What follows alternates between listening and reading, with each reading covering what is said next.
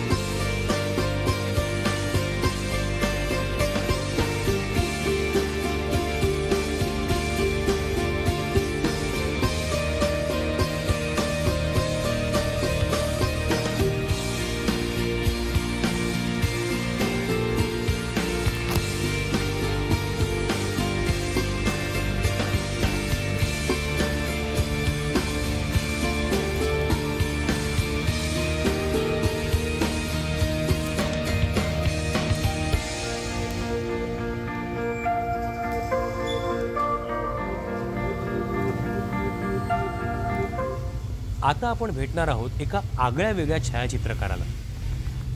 छायाचित्रण ही केवळ आवड किंवा एखादं करिअर असू शकत नाही, तर कधी-कधी ते सामाजिक कार्यामध्ये सुद्धा महत्त्वाचं योगदान देऊ शकतं। हे आपल्याला जाणून घ्यायला मिळेल श्री नितीन सोनावणे यांच्याकडून। नमस्कार नितीन सर। सर, तुम्ही फोटोग्राफी या विषयाकडे किंवा या क्षेत्राकडे कसे वळलात? फोटोग्राफीची सुरुवात माझी खूप अगोदर झाली। आपण म्हणूया की 90च्या सालापासून मी फोटोग्राफी करतोय आणि 92ला एक इन्सिडेंट घडलं माझ्या आयुष्यामध्ये। एका क्लासमध्ये माझे सरांचे फोटो, काही त्यांच्या मुलाच्या वाढदिवसाचे फोटो बरोबर नाही आले आणि त्या सरांनी मला ओरडले आणि त्यानंतर मी ठरवलं की प्रत्येकजण सेंड ऑफला वेगवेगळं हे बोलतात की मी हे होणार, मी ते होणार, आर्मीमध्ये जाणार, डॉक्टर होणार, इंजिनियर होणार। तर मला वाटलं की माझं काहीतरी चुकलेलं आहे आणि मला चांगल्या दर्जाचा फोटोग्राफर व्हायला नक्कीच आवडेल। त्यानंतर मी 93ला श्रमिक विद्यापीठ धारावी इथून फोटोग्राफी शिकलो आणि त्यानंतर लगेच जे स्कूल ऑफ आर्टला 93ला फोटोग्राफीचा कोर्स केला आणि तिथून मी फंक्शन फोटोग्राफी करायला सुरुवात केली। सुरुवातीच्या काळामध्ये मी लोकांची लग्न लावायचो, त्याची फोटोग्राफी करायचो, बारसं करायचो लोकांचं। पण माझे बरेचसे मित्र त्यावेळेस फोटो जर्नलिझममध्ये होते, तर मला वाटलं की फोटो जर्नलिस्ट ही खूप चांगली जागा आहे। आणि फोटोग्राफीमध्ये येण्याच्या अगोदर मी बॉम्बे ITIचा स्टुडंट आहे, मी ITI केलेला आहे, एअर इंडियामध्ये नोकरीला होतो आणि हे सगळं करून मला वाटलं की नाही, आपल्याला जी आवड आहे त्या शाखेमध्ये जायला हवं। मग मी जर्नलिझममध्ये आलो। मला सुरुवातीच्या काळामध्ये खूप स्ट्रगल करायला लागला। म्हणजे मी जरी 93ला फोटोग्राफीमध्ये आलो तरी मला पहिला जॉब 99ला मिळाला एका वृत्तपत्रामध्ये आणि त्यानंतर माझी सुरुवात झाली। आणि सगळ्यात महत्त्वाची गोष्ट की मी मुंबईतल्या वेगवेगळ्या वृत्तपत्रामध्ये आत्तापर्यंत काम केलेलं आहे आणि काम करता करता मला वाटलं की ही खूप चांगलं गोष्ट आहे की मला बऱ्याचशा लोकांना भेटायला मिळतं आहे, मला बऱ्याचशा इव्हेंट कव्हर करायला मिळतात, बऱ्याचशा गोष्टी मला समजत आहेत। त्यामुळे मी त्याच्यात वाहत गेलो आणि वेगवेगळ्या विषयावर काम करत गेलो। कदाचित मी भारतातला पहिला फोटोग्राफर असेल ज्यांनी डॉक्टरेट केली फोटोग्राफीतनं। म्हणजे लिहून डॉक्टरेट सर्वच करतात, PhD सर्वच करतात, पण मी माझ्या फोटोतनं डॉक्टरेट केली। ती अशी की मी महाराष्ट्रातले लोककलाकार 2003 पासनं 10 लोककलाकार सिलेक्ट केले माझ्या लिस्टमध्ये आणि मी त्यांच्यावर साधारणतः 2021 पर्यंत काम केलं PhD करता। आणि पुढे तोच विषय म्हणजे 2014ला मी तो विषय माझ्या संशोधनाकरता निवडला आणि 2021ला माझं संशोधन पूर्ण झालं. आणि विशेष म्हणजे या 2003पासून आत्तापर्यंत मी त्यांच्यावर काम करतो आहे. म्हणजे गेली 22 वर्ष मी ह्या 10 लोककलाकारांवर काम केलं आणि हे 10 लोककलाकार काय आहेत हे जगापुढे पोहोचवलं सोशल मीडियाच्या माध्यमातून, माझ्या लिखाणाच्या माध्यमातून, पत्रकारितेच्या माध्यमातून.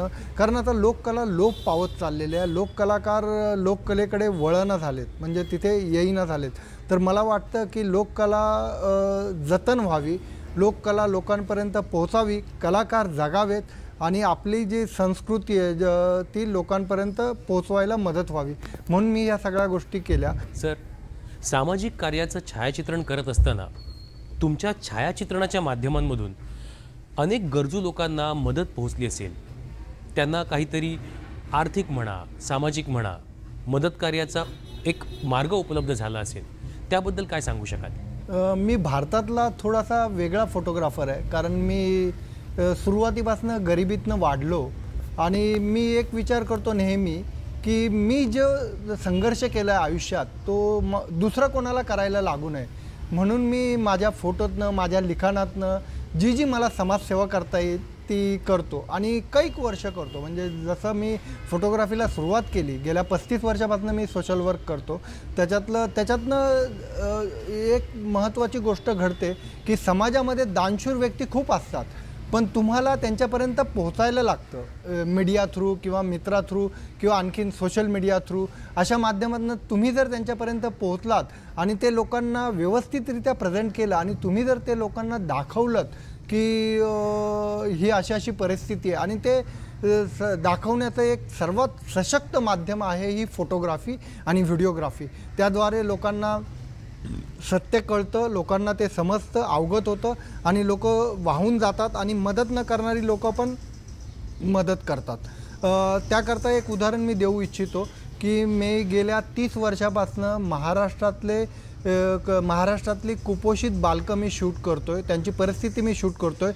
वेगवेगळे आदिवासी पाडे मी फिरतो आहे. त्याची सुरुवात माझी साधारणतः 97पासून झाली, जेव्हा मी मेळघाटला गेलो आणि मला वाटलं की हा विषय खूप विस्तीर्ण आहे, या विषयावर काम केलं जाऊ शकतं आणि त्यामुळे मी तो स्वतःला वाहून घेतलं आणि त्या विषयावर काम करत गेलो आणि महाराष्ट्रभर मी कुपोषित बालकं शूट केली. तर त्याचा इम्पॅक्ट असा झाला काही वर्षानंतर एका कंपनीने माझे फोटो पाहून चक्क त्या मुलांना मदत करायची ठरवली आणि मदत थोडी थिडकी नाही, 15 करोडची मदत त्या मुलांच्या शिक्षणाला, त्यांच्या सकस आहाराला, त्यांच्या राहणीमानाला, तिथे पाण्याची सोय करायला, तिथे टॉयलेटची सोय करायला आणि सगळ्यात महत्त्वाची गोष्ट की त्यांना डिजिटल एज्युकेशन देण्याकरता केली. नितीन सर, तुम्ही अत्यंत महत्त्वाचं कार्य करत आहात. तुमच्या पुढील वाटचालीसाठी दूरदर्शन परिवारातर्फे तुम्हाला खूप खूप शुभेच्छा. ही मनोरंजक माहिती घेता घेता आता पुन्हा वेळ झाली आहे छोट्याशा विश्रांतीची, पण तुम्ही लवकर परत या, आपल्या गप्पा सुरूच राहणार आहेत. आता मी तुम्हाला देणार आहे काही टिप्स, अर्थातच फोटोग्राफी करत असताना घेतल्या जाणाऱ्या काळजीविषयी. फोटोग्राफी करत असताना, खास करून आजकालचे सेल्फी काढत असताना स्वतःची काळजी घ्या. आपण कुठे उभे आहोत, काय करतोय, आपल्या आजूबाजूला काय घडतंय याचं भान असू द्या.